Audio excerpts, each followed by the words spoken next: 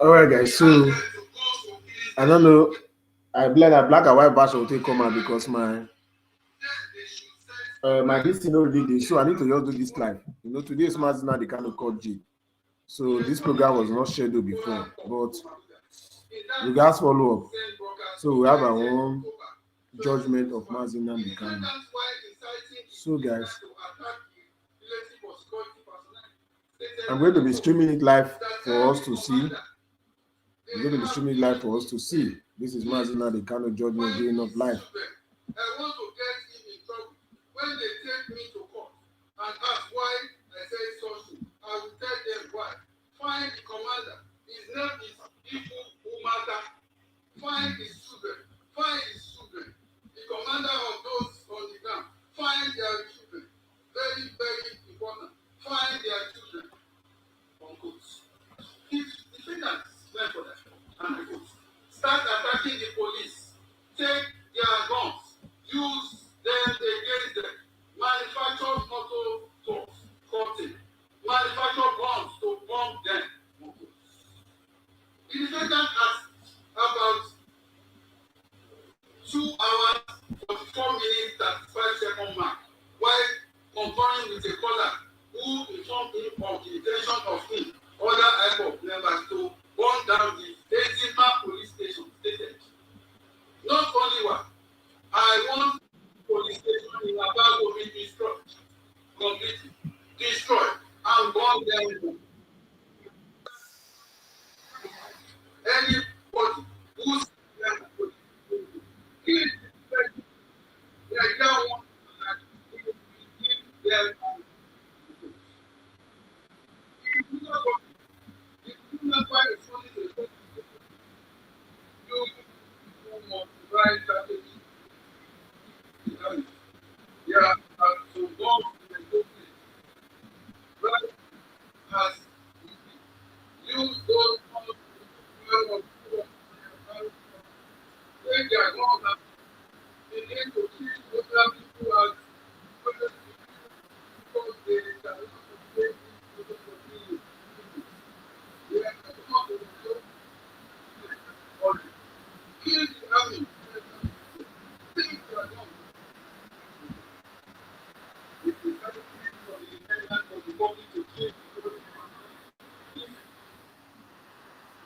I don't know. Soldier during the exercise protest stated, and I quote, if you leave the Janjaweed and their agents where they operate, if you leave them, believe you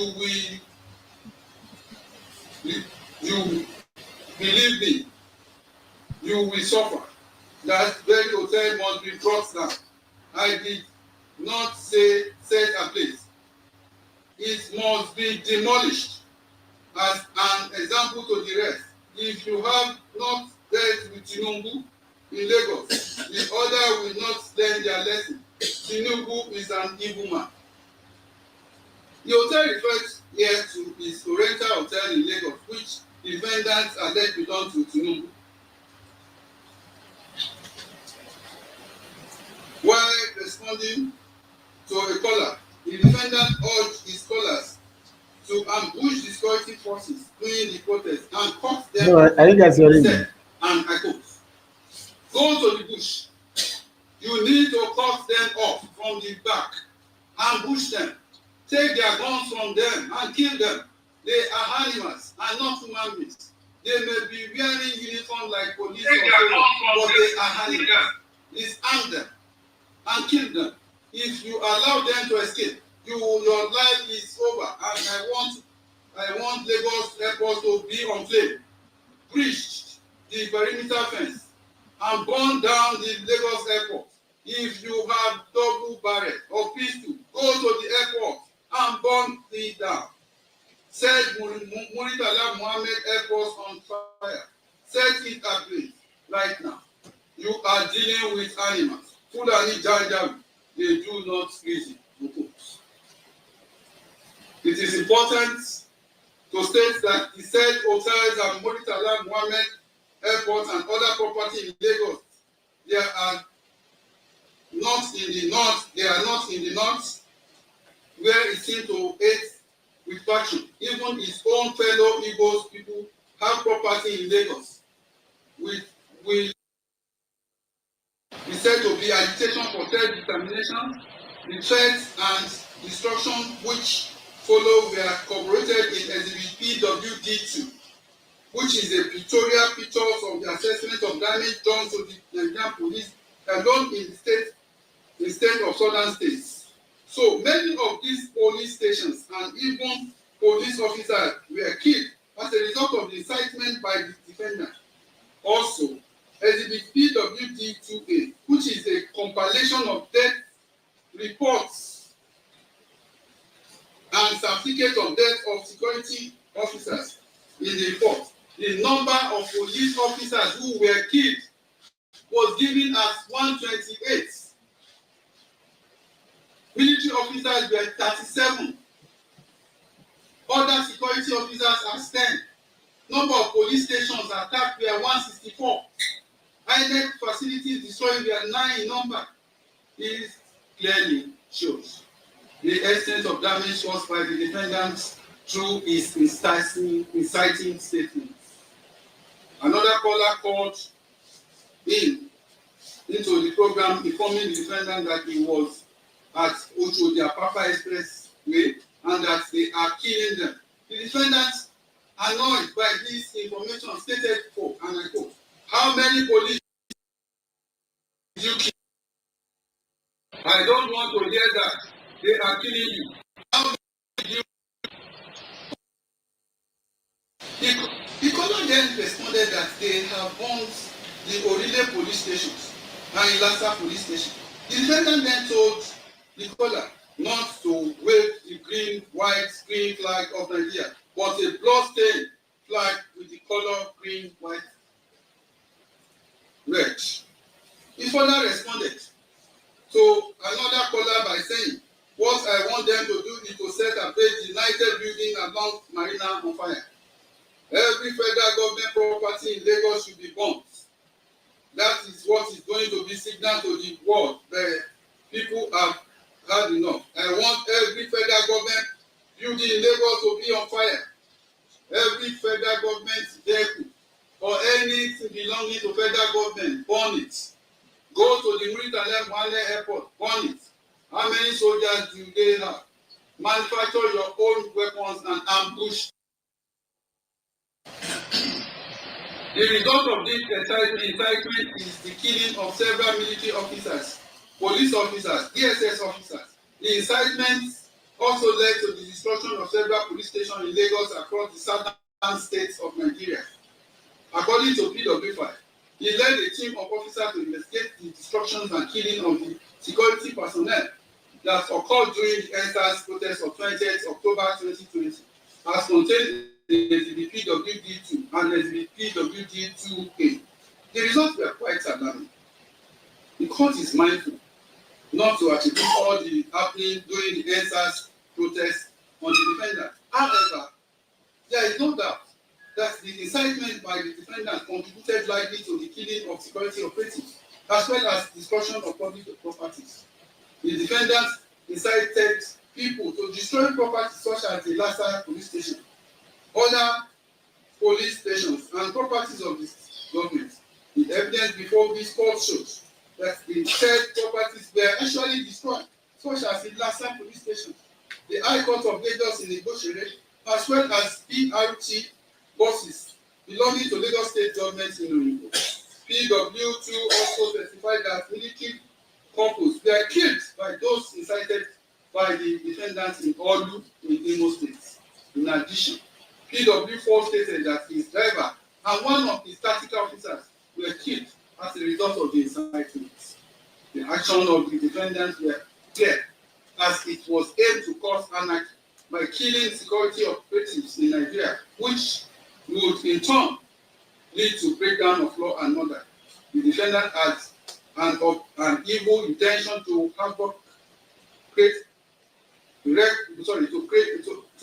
wreak havoc on the people and government of Nigeria. All these actions consistent with agitation for self-determination. The answer to this is in negative. His violent outbursts as instigations of the public to attack and kill security officers. Nigeria, without provocation, was downright barbaric and without any conscience whatsoever. The defendant did not feel any concern for the family of the officers who were slain. He turned himself to a tyrant who could take life anytime he pleased. Such persons cannot be allowed to remain in society of sane minds. An investigation to kill other women was incomprehensible, and this cause hereby condemned it.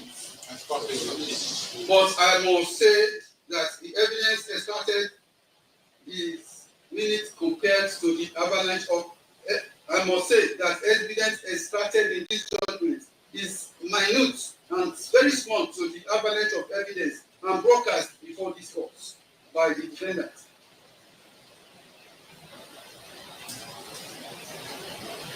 The defendant made extremely threatening statements, incited people to violence. The prosecution has successfully discharged its burden of proving counts 5, 4, and 5 beyond reasonable doubt. Consequently, the defendant is hereby convicted of said counts 4 and 5. Now, count 6. For count 6, the defendant is charged with the offense of making a broadcast receipt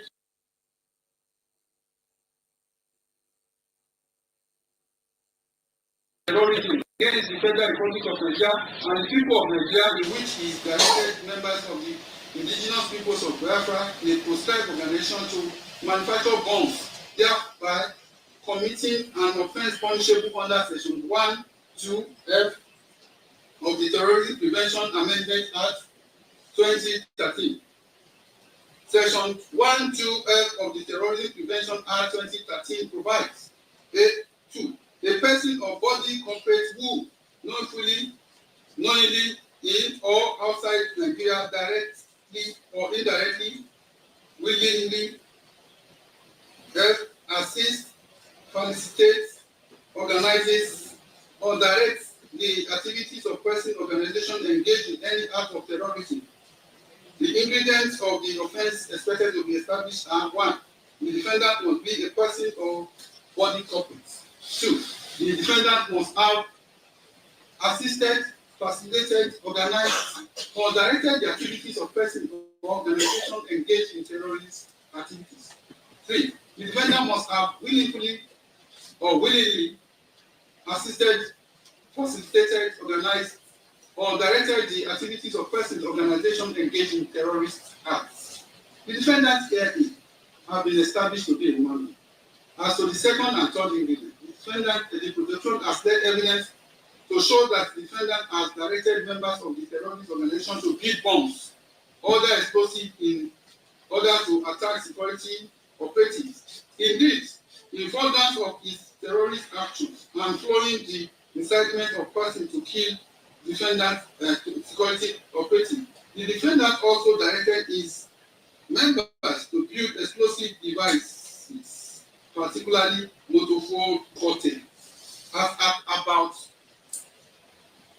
1 hour 30 minutes 36 seconds of the broadcast of 20th October 2020, as contained in the PWW, the defendant, while responding to a caller about ESA's protest, stated, and I quote, "Now, this night, I want graduates to go to work, graduates of chemical engineering, those who were born as engineers, manufacture any ordnance you can, because they are coming to kill you anyway, regardless of what you do.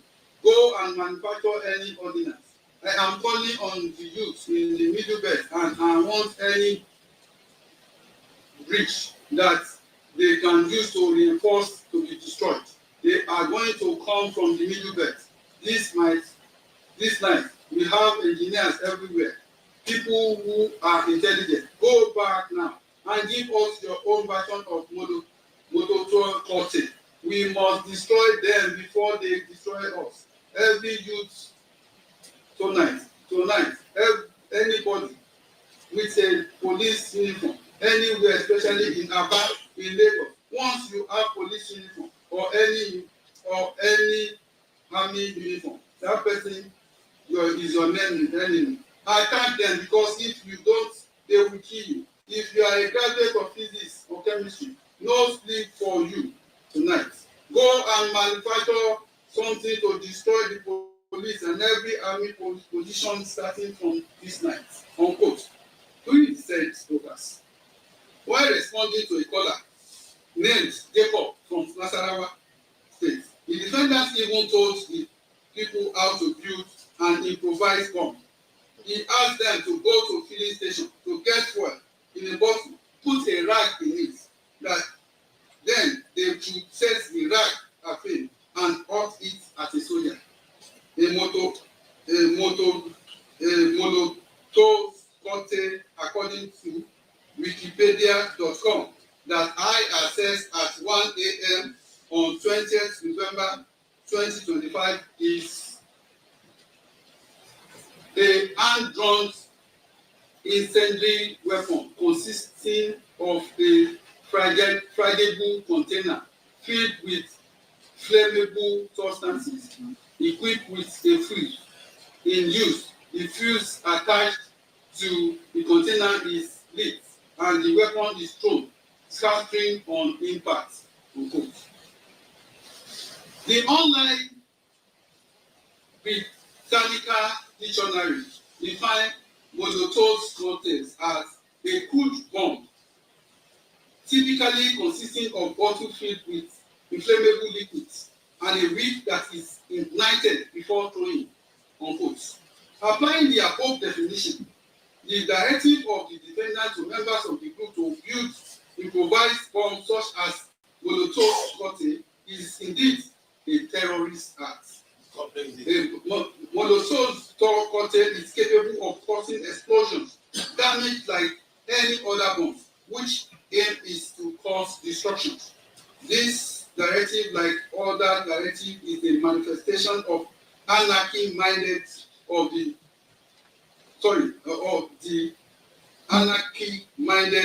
defendant, which he set out to express through his Biafra radio, which he claimed to be the founder and director. The defendant, through the radio Biafra platform, carried out so many terrorist attacks, which led to the destruction of lives and property in Nigeria.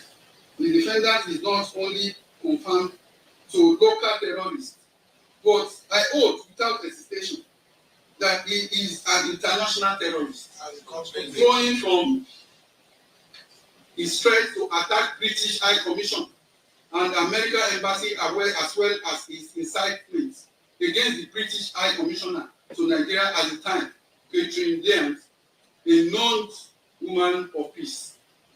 In a broadcast of 21st October 2020, the defendant stated thus, and I quote, "Radio Biafra is now in the hands of the enemy of our freedom. I don't know how much they paid for it, but I know that Britain spent about 4.8 billion a few days ago to suppress what is happening. That is what they have done. I told you a while back that Britain was now in charge of what is happening in the zoo, and you thought that it was a joke. They have now come with their clampdown, but they are not going to succeed. Radio Biafra belongs to us, but why is it not playing our program right now?" Unquote. The defendant also stated, "I am telling you people to go to the bush. Wherever you see a military convoy, you attack them. Whenever you see a police convoy, attack them. They are human beings, and they also bleed. Any person with a police uniform or any army uniform is your enemy." Around 57 minutes mark into that video, the defendant directed his threat at Catherine James, the British High Commissioner. He stated, and I quote, They came to Tinubu. It is a surprise that after the British commissioner came to Tinubu, they opened fire on protesters in Lagos. You should not be shocked. Human is dead is demon. A big demon. She's too. We go come repentance. And 1 hour, 8 minutes, 35 seconds mark. The defendant also stated, and I quote, "This the same thing that British did to Biafra in what they are doing to us now, media blackout. Do you want the world to report this issue? Take over the British High Commission. That is all. Take over the consulate in Lagos. Take over the one in Abuja. Every newspaper in the world will report it in the morning. If you march on the British High Commission in the morning, front pages in the world will carry it, and the world will ask why is British Commission in Abuja and Lagos under occupation by Nigerian youth. Then it is over. I'm giving you a master strategy of how you should be done. In a formation of 3 lines, there is something I want you to do. I'm announcing it on air so you understand. People should go to every weather shop around you. You know those who build bulletproof door. I don't care how much it costs. We will pay. Everybody who is a welder who builds bulletproof, people should take those doors and put nails in front of them and stand in front of protesters so that bullets cannot go through. Push the door, get the weapon, and deal with them. When you are marching to the British High Commission tomorrow, form 3 lines. They will have the army surrounding them. They will send a cable to London that British High Commission in Lagos is under attack. They will be forced to release it. Then the whole world will know that a revolution is going on. Without that, you cannot succeed.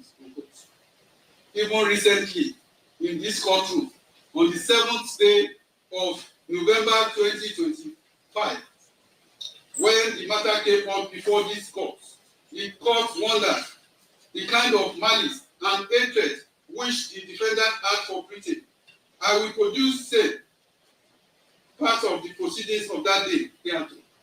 Defendants, he says, there are issues at play which my Lord has not able to overcome, which even the prosecution has not even attempted to overcome. My Lord, are you asking me to go into the doors to defend myself on a non-existing law? If you can state that for the record, my Lord, I will be most grateful that you are going to try me or ask me to enter my defense where no law exists. Because if that is the position, my Lord, that means that the outcome of very trial is predetermined. A man of my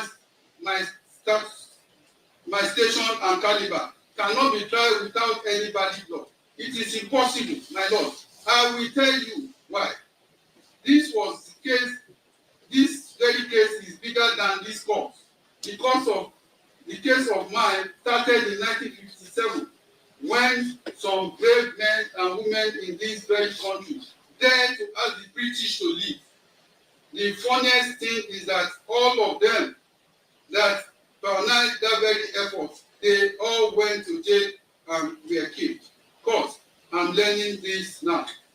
Then ask the British to leave. Defendants. Yes, in 1957, Dr. Anthony Nao moved a motion at the House in Lagos, asking the white men to go and leave us alone. From that day, trouble started.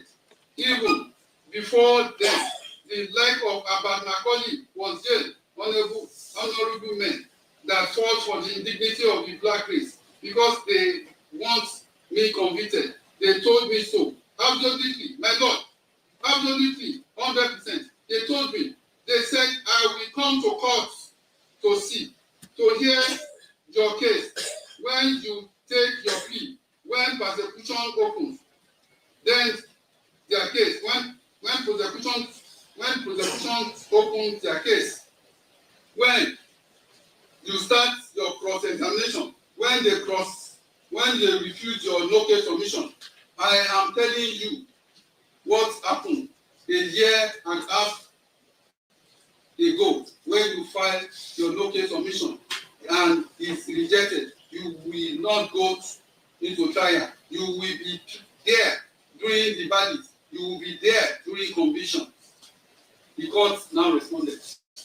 Let me just clarify this. It is also on record. You said that the British said that 1 year and a half ago that I was not the one presiding here. I want to say this, that I know my brother too, that was ascertain it will not get into that level of having anything to do with anything, because the way you are putting it. I want to say this. I do not have any relationship with the British. I have come here to do justice. I reiterate. Can you commence your defense so that if you commence today, I can extend time for you, because your time has ended today. For the U.S. Embassy, it would have been attacked if not for the closure as a result of the protest. The defendant has about 2 hours, 24 minutes, 50 seconds. Mark of the video of 24th day of October 2020 broadcast in Exhibit PWW stated, American embassy is shut down. Why won't they shut down? People are protesting. This statement regarding the embassy of United States of America is quite loaded. The statement could mean several things, none which are palatable or peaceful. What exactly does the defendant mean by the American embassy is shut down? Was he trying to attack the embassy if it has not shut down as a result of protest, or incite others to do same as he did in British embassy?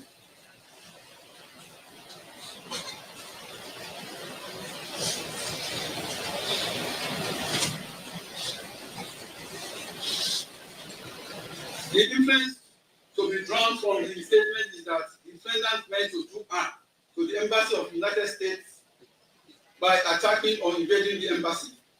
Under international law, the premises of an embassy or high commission of a foreign nation is deemed invaluable.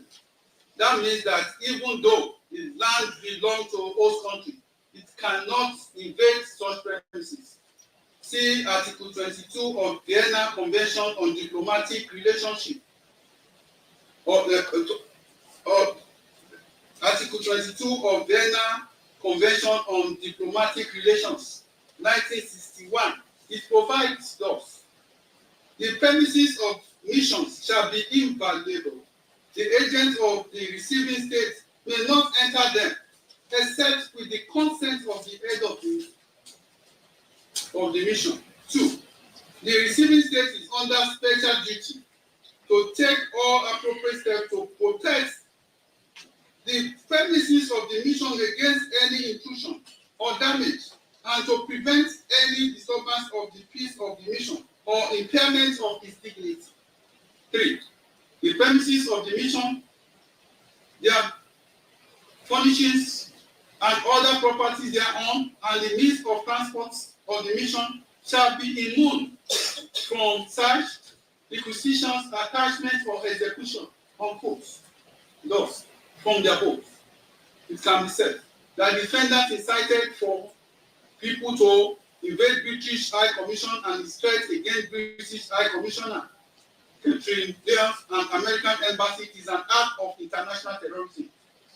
This is the purpose of Section 3 of the Terrorism Prevention Amendment Act 2013, which provides, and I quote, any person who intentionally murder, kidnap, commits other attacks on persons or liberty of an international protected person B. Carries out violent attack on official premises, private accommodation, or means of transport of an international protected person in a manner likely to endanger his person or liberty.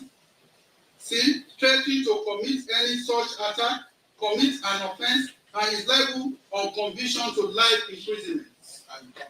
The High Commissioner is an international protected person, being the representative of the British government in Nigeria as well as other staff of High Commission and Embassy of the United States of America, leaving the defendant to continue his terrorist activity who have led to an international incident involving Nigeria and other foreign nations who are good partners with Nigeria.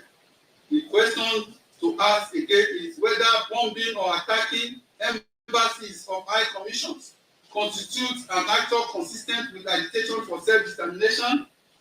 Again, the answer is no. All this act goes to show that the criminal tendency of the defendant as well as show concrete proof of his terrorist acts. Therefore, I hold without hesitation that the prosecution has successfully established counts against the defendant. Consequently, he is hereby convicted of count 6 of the charge. With respect to count 7 of the charge, the defendant is charged with importing into Nigeria and keeping in Uguluzo in Ihiala, local government of Anambra State, within the jurisdiction of this honorable court, a radio transmitter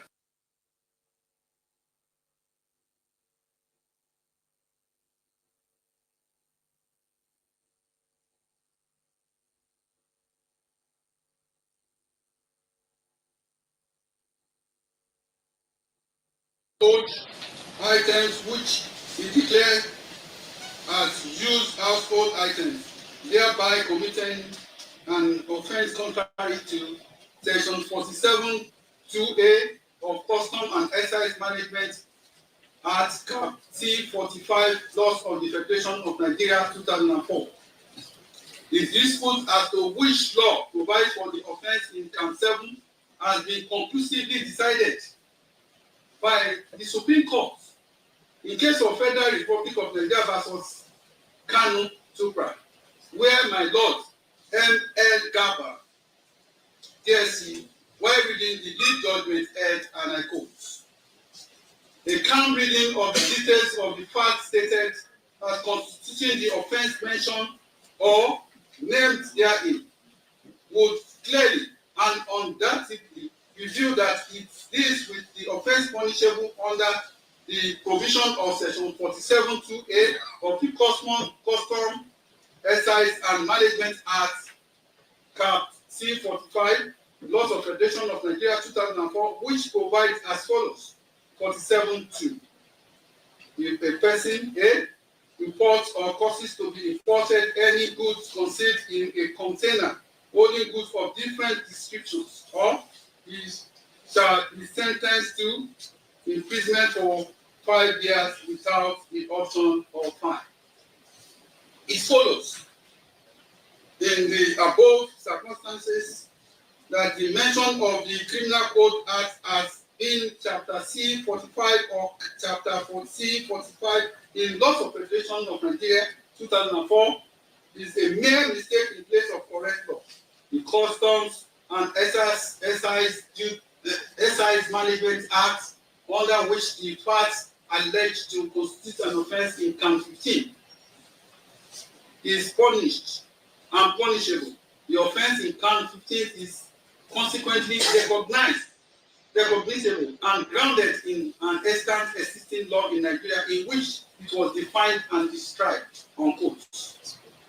Thus, the court will follow the decision of the Supreme Court and decide count 7 based on Section 47 of the Custom and Excise Management Act. The ingredients of the offence are: the defendant must have imported or caused to be imported goods concealed in a container. 2. The imported concealed goods must have been of a different descriptions. The evidence led by the prosecution through PW4 is that the defendant reported into Nigeria a radio transmitter known as Stamp 550L concealed in container which contained used household items which he described as such. PW4 stated that indeed the Department of State Service had tracked the transmitter of Radio Biafra to a compound in Umudu Dino in Ihiala, local government of Anambra State, belonging to one Benjamin Mazi Kanu. The officer secured a search warrant as the PWT and proceeded to the compound where they recovered the container. Prior to going to the scene, PW4 testified that he watched a video of the defendant inspecting the container and the transmitter with Benjamin Modufugu. The court visited where the container was kept in the custody of the DSS, and same was admitted in evidence in the presence of the defendant as exhibit PWY, and he did not object to same. The container itself contains several household items which appear to be covered for the transmitter concealed in it. The prosecution has led evidence to show that the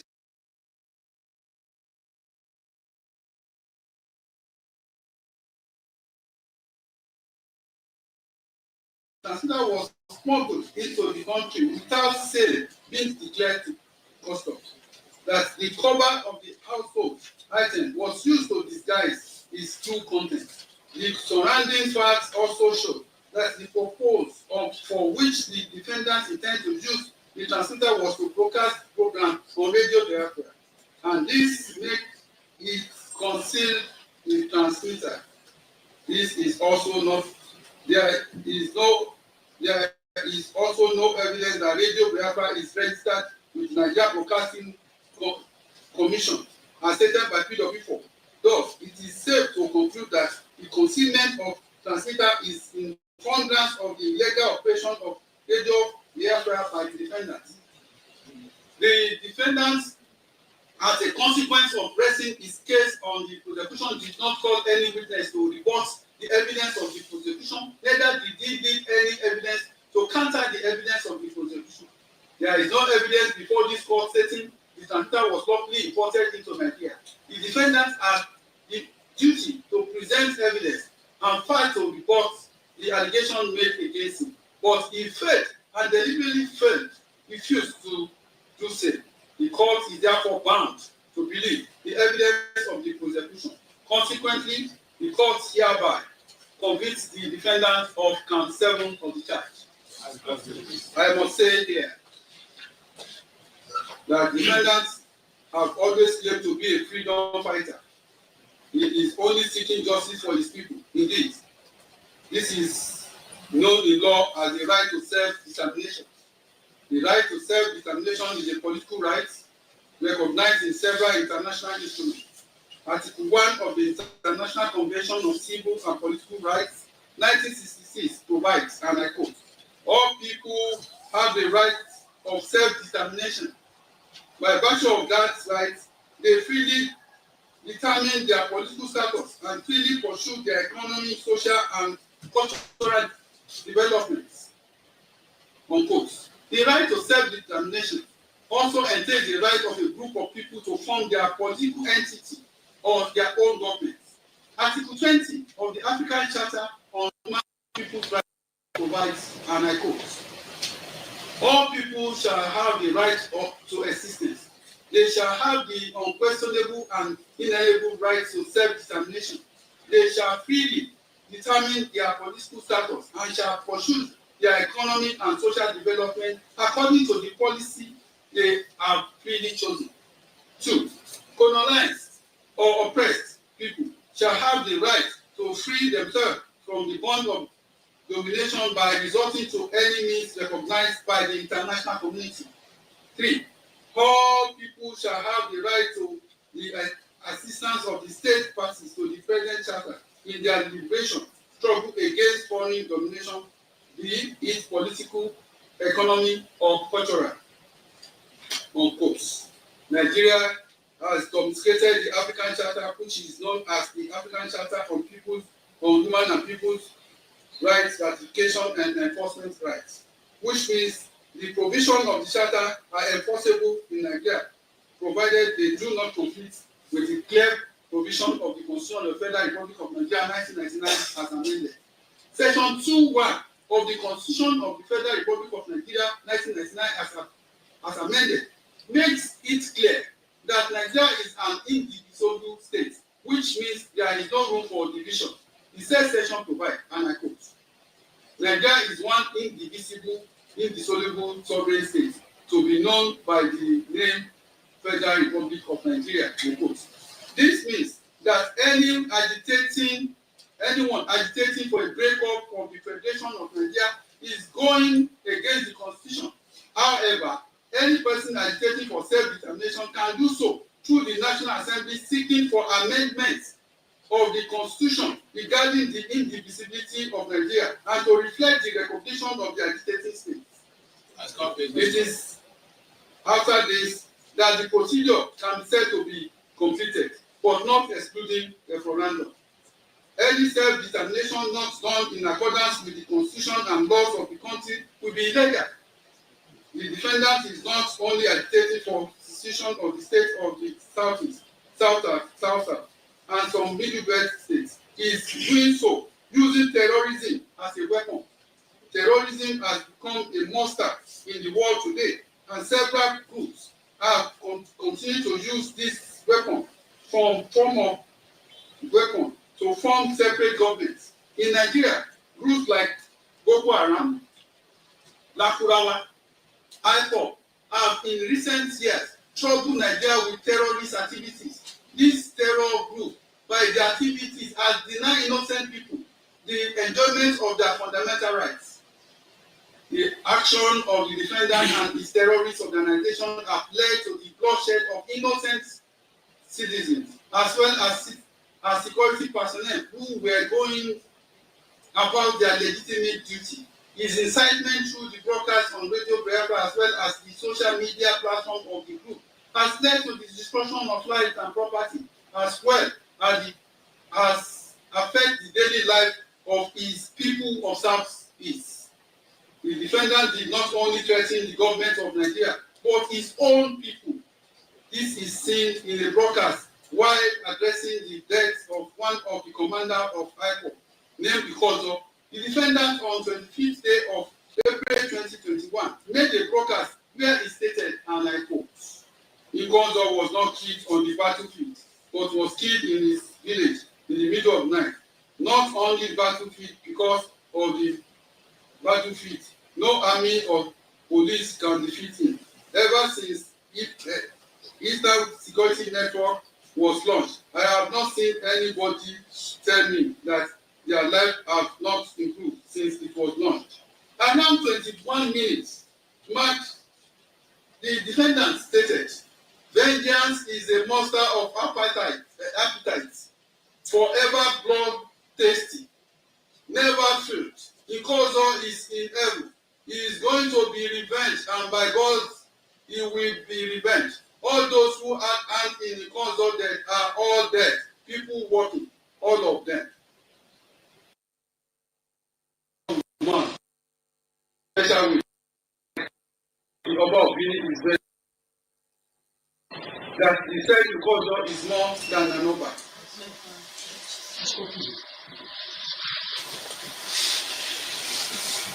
Thank you. So never don't take light.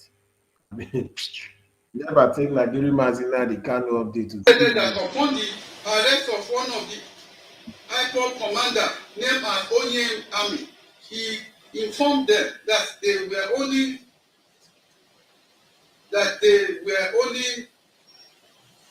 to get 30 eggs of human out of 2,000 eggs of as ordered by the defendant. This court is aware that the said Onye army was not caught as a witness in this case, and this may affect the probative value of his evidence. However, the evidence being used, this evidence is being used as corroboration to the statement made by the defendant himself, admitted by the statement of, and is admitted as a defendant for that purpose. Corroboration refers to supporting or additional piece of evidence that supports another evidence. See Ogunbayo and the state citation supply, where the Supreme Court held, and I quote, corroboration having been held not to be a technical term of all, means no more than evidence tending to confirm, support, and strengthen other evidence sought to be corroborated. This evidence is to corroborate the evidence, the statements of the defendants. I must say here that the prosecution witnesses were consistent and calm in the giving of the evidence. Their calm demeanor, despite provocative questions under cross-examination, shows that them to be witness of truth. I carefully observed them, and the only conclusion to reach is that they are witness of truth. And this court readily believe them. The defendant, on the other side, from his attitude in court, was truly very cocky, arrogant. He even stated that no court can convict him. This is a direct affront on the power of the court, which this court will not take for granted, but will do justice. It is interesting to note that the defendant, who claimed to be a freedom fighter, has even caused more harm to his own people who are predominantly Christian faiths. Can this be said to be agitation for self-determination? Not at all. Agitation for self-determination cannot be to the detriment or to be detrimental to people who are supposed to be beneficiary of that self-determination. The usual sits at home order primarily affects his own people of the Southeast. The killing of people who disobey the order are his own people. Ordering of closure of churches and schools as well as markets also affect his own people. They are unable to trade, go to school, farm, even worship on such days. The threat of violence and death have prevented these people from going about their legitimate businesses. Are these acts of defendants consistent with the agitation for self-determination? The answer is in the negative once again. The defendant was not elected by anybody, also cannot dictate for the people of Southeast, especially through intimidation and threat of violence. He is a terrorist. He must be treated as such. In final analysis, the prosecution has successfully established the 7-count charge against the defendant beyond reasonable doubt. Consequently, he is convicted on all the 7 counts.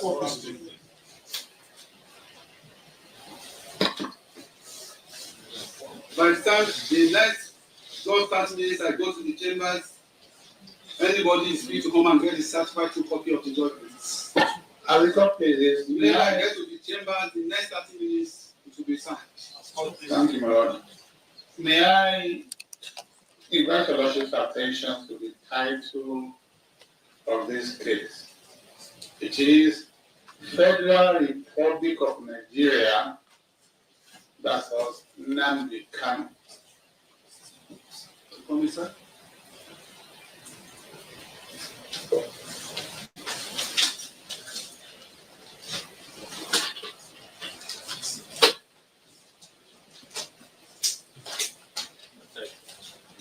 Yes.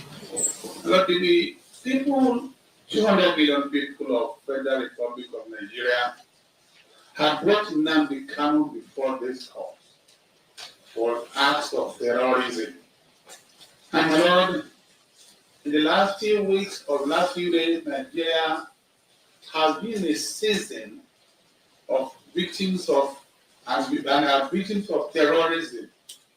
But my Lord, this afternoon, this Honorable Court delivered its judgment in which the convict Nnamdi Kanu was found guilty and convicted of offenses under Terrorism Prevention and Prohibition Act. He has accordingly been convicted and it is now to be sentenced. My Lord, the prosecutor has a duty to invite the Lordship's attention to a few points that regard your Lordship in the sentencing. My Lord, this court has again affirmed the long-standing principle that whenever Nigeria as a nation then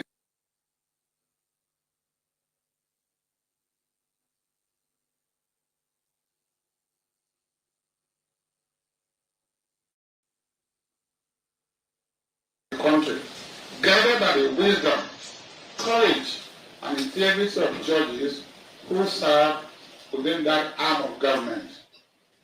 Terrorism, my Lord, remains one of the gravest threats to humanity. It is among the most devastating of atrocities in human history. As the leader of the proscribed indigenous people of Biafra, the convict, through his broadcast on Radio Biafra and through the group Armed Wing, the Eastern Security Network in Nigeria, and took active steps to destabilize the country. By the conviction of Nnamdi Kanu for acts of terrorism, it is clear that justice has been served to the thousands of innocent Nigerians who lost their lives as a result of the inciting broadcast and violent activities of the Eastern Security Network. The blood of those who have died, cries to heaven, and God in his mercy has given them justice. Justice has honored their cry. The families of more than 75 security officers who were murdered in the service of their fatherland will now find some comfort in this conviction. Those whose relatives were brutally killed and buried with equal of the order of the convict here have not died in vain because justice has been done. And Lord, the record before this court are replete with the losses suffered by citizens of Nigeria residing in the United States of the Federation. Citizens who, through no fault of their own, were forced to live in fear, had their businesses destroyed, and were reduced to paupers as a result of sit-at-home orders issued by the convicts and violently enforced by the commanders of the ESN. Justice has today set them free from oppression and economic strangulation caused by the terrorist activities of the convict. The convict now knows that the law is greater than any individual. Therefore, justice has been done to him too. And that Nigeria has both the power and the capacity to punish anyone who does deliberate, reckless act of terrorism, seeks to divide the country by attempting to create the so-called Republic of Biafra by force out of the Federal Republic of Nigeria. My Lord, consequent upon the conviction, as nothing further remains but the lawful imposition of sentence. The punishment prescribed for the offenses in counts 1, 2, 4, 5, and 6 is death penalty.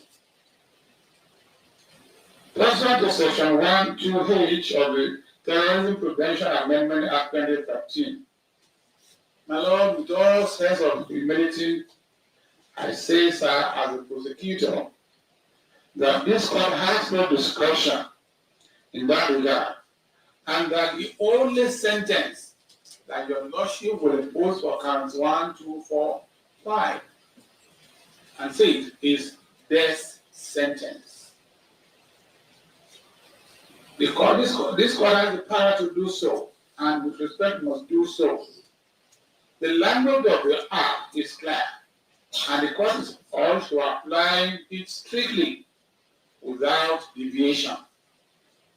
For the offense under count 3 relating to membership of IPOB, a proscribed terrorist organization, the punishment is imprisonment for a term of not less than 20 years, in accordance with Section 16.3 of the Terrorism Prevention Amendment Act 2013. Also pronounce and impose the sentence as prescribed by law, having found him guilty and convicted. For the offense under count 7, the punishment is 5 years imprisonment without the option of a fine, pursuant to Section 46 and 47 of the Custom and Excise Management Act, C for the purpose of federation. In sentencing, this honorable court is obliged to consider the nature and gravity of the acts of terrorism committed by the convict. Against the acts of terrorism were against innocent Nigerians who reside in the southeastern states. It is also a terrorism act against Nigeria, whereby nobody felt safe and secure in Nigeria having regards to the activities of IPOB and ESN. The court is also note that the country has shown neither remorse nor penitence for the innocent Nigerians who died as a result of his directives and incitements. He has demonstrated no respect for the administration of justice. His conduct, even within the court, has been marked by arrogance and a heart far removed from humility. When he was going out, he looked at me and said,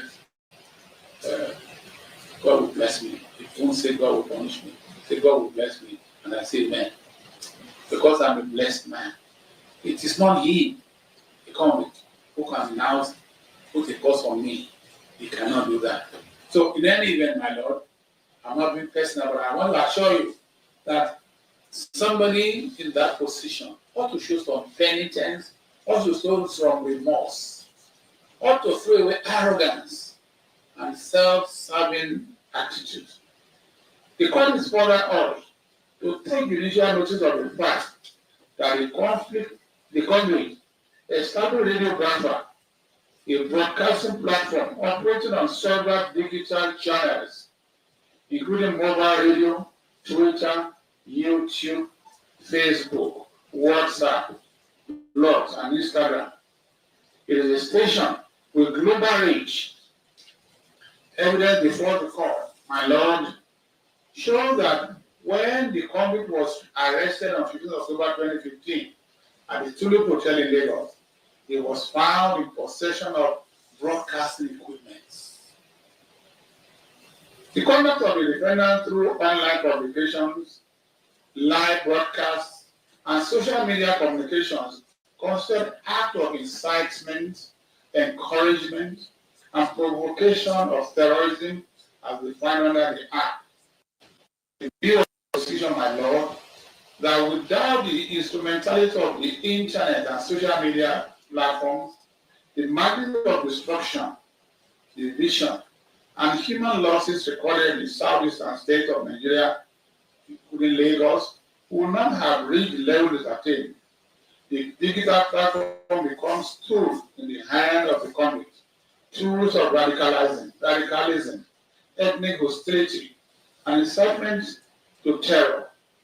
They are amplified and resulted in a coordinated transnational militarism or militarization of violence and destructions of public property across several states of Nigeria. The court has both the power and the duty to restrict further access to digital media through which the offenses were committed by making orders that prevent the commission of similar or related offenses offenses, including forfeiture, confiscation, or restrictions of the means used to commit the act of terrorism. As a form of preventive control, the prosecution pressed this honorable court to impose restrictions on the convict's access to digital devices, online accounts, or internet facilities. In other words, my lord, anywhere he may be kept until his execution in obedience to the sentencing, if he has access to these devices, and they are cheap and easy and available everywhere in Nigeria, there will continue to be broadcast. Maybe he will claim he was not the one. At the moment, if you open to YouTube, you see a lot of rascals talking about the proceedings of the court, trying to twist and mislead and mislead the people with what happened in court. So we're asking that your lordship should restrict him from having access to these devices. This honorable court, my lord, has the statutory power to prevent convicts from further committing offences by making orders for the forfeiture, confiscation, and restriction by any means used for communication. We therefore pray that the courts to order the forfeiture of all the broadcasting equipment, digital devices, and all the electronic materials seized from the convict and currently in the custody of the Department of State Security State Service. In particular, the radio transmitter Trans-VTL, unlawfully imported into the country, should be forfeited to the federal government of Nigeria. My lord, we want to say, sir, with all respect, that it might be argued that access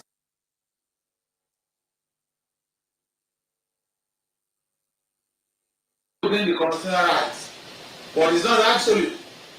So therefore, sir, if your lordship want to order his restriction, your lordship may give him the right to acquire any, but with the permission, with the authority of National Security Advisor and the Controller General of the correctional facility that he may be put.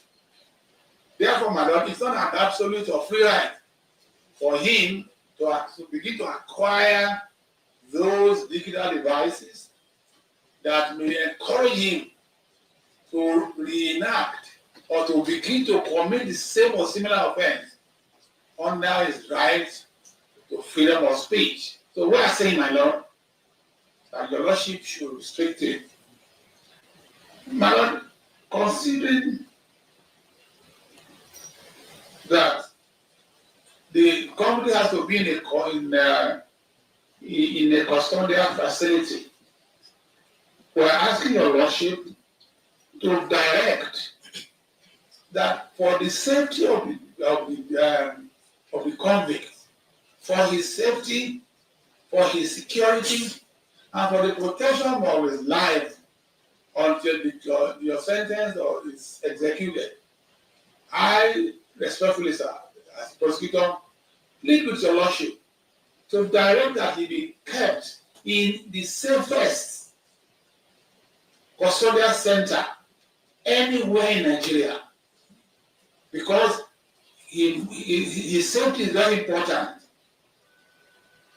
Your lordship need to take judicial notice of what happened when Simon Ekpa was sentenced in Finland. There were lots of talks and talks. The convict has enemies. He has friends. But no one can say the volume or the number of his enemies who may want to eliminate him. So we are asking my lord that your lordship order the government of the Federal Republic of Nigeria to keep him in the safest custodial center anywhere in Nigeria. You know, and if I may say with all sincerity, I am not too sure that Kuje, where there have been jailbreaks, will be the ideal place So I'm urging your Lordship with all sense of responsibility to preserve his life until he answers his sentence. So I thank your Lordship and I pray that the incidents of terrorism will cease from Nigeria, from north to east, to northwest, to north central, and as we see, may God spare Nigeria of disintegration. Now, I want to thank you. I want to appreciate you on behalf of my colleague, Adebayo Joe, and Suraj Saida. We are grateful to your Lordship for a well-researched, a well-reasoned, and a courageous judgment. Thank you, my Lord.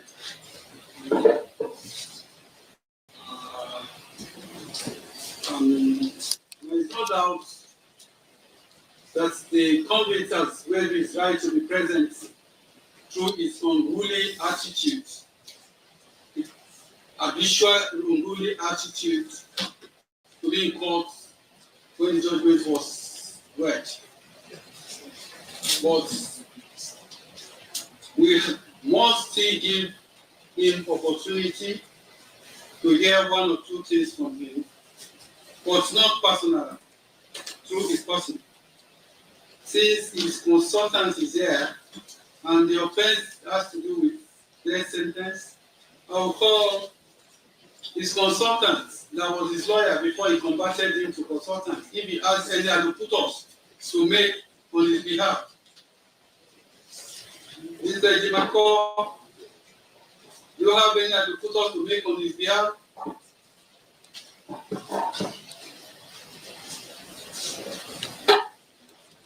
My Lord, being an officer in this temple of justice and not being properly dressed and not being his counsel of record, I will yield this very task to Honorable Obinna Agocha, who is better qualified than me being the member of House of Representatives who represents Mazi Nnamdi Kanu. It's okay. Honorable, let me have your full name and restrict yourself to allocutors. Allocutors is what will mitigate the sentence. Is our brother. Let us hear you. You tell us your name. You can't, because of your ruling behavior, deprive him of allocutors. Can I hear from you? Thank you, my Lord. My name is Right Honorable Obi Agocha. I represent the good people of Iguano, Umuahia North, and Umuahia South Federal Constituency in the 10th National Assembly. My Lord, I am the direct representative of Mazi Nnamdi Kanu. That's why you see me here almost every time, showing presence and also showing solidarity with him. The matter has come to a closure for now. I'm not his lawyer. I wouldn't know whether they will seek appeal. But for now, the Lord is my brother, he's my friend. I went to school with him. We attended primary and secondary school together, though he was my junior. But it is my responsibility and obligation as a member of the National Assembly to represent him as well. The Lord, I plead for mercy, plead for clemency, and I appeal for peace and for stability of not just the Southeast, but as well as Nigeria. Like the prosecutor said, Nigeria is bleeding over the last few days, and we must bring some of these issues to bear and to understand how to find common solutions to our common problem of terrorism. I also wish to appeal to the prosecution team that it is being done to Mazi Nnamdi Kanu. The other people out there also doing more worse than him. Please, Sorry, sir. I asked for a locutor. Yes, sir. Please, don't So, I apologize, sir. So, I want the court to take judicial notice of that this trial has gone on for almost 10 years. Mazi Kanu is almost 56 or 57 years old now. He has been absent in his family life, his children, his community, his family. So I plead for the Lord to show mercy, to temper justice with mercy. And as we move forward, it shall be great for our country. Thank you very much for the opportunity. I'm a friend of the court. I will come from the other side of the government. So thank you for giving me the opportunity to address the court. Thank you, sir. Thank you. I will consider all this, and I will rise and come back by 10 minutes to 4. We will go and come back 10 minutes to 4 for the sentencing. I will rise and come back.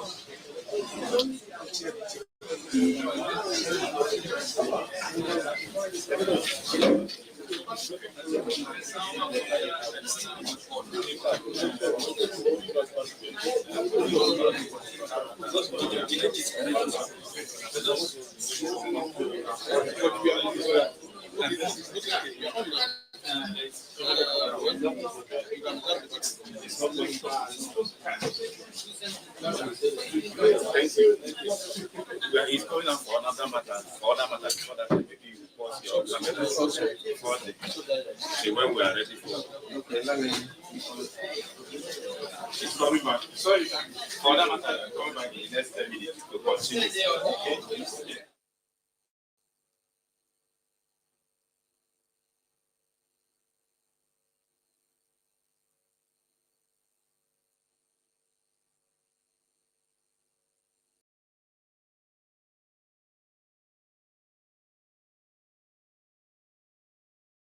All right, guys. Sorry for the video quality of the stream. See that black and white see the stream. They say in this 3 an hour time we'll be back, so that they continue the trial. An hour time, we'll be back and see how the trial one goes. The sentence, I mean, it's so sad I will get to this extent. I pray it should be a fair sentencing. What we want, because if it's not a fair sentencing, we don't know how it will be. So it's really sad that we have come to this stage where people say we no fit even people cannot even know what is right and what is wrong. Nigeria, it's so sad, man. So I waiting for sentencing. Fulani estimate people that supposed sentence.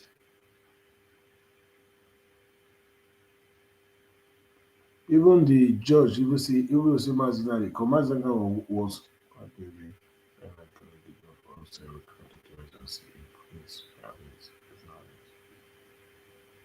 called off and Nnamdi Kanu guilty. Terrorists. Called off fine IPOB Nnamdi Kanu guilty terrorist 10 years after the first arrested.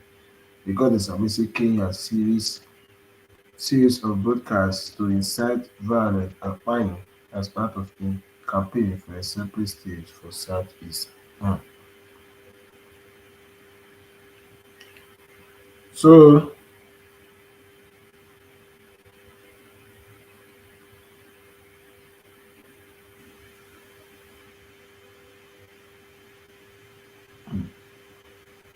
so they say Mazi Nnamdi Kanu dey behave like tyrant to Nigeria.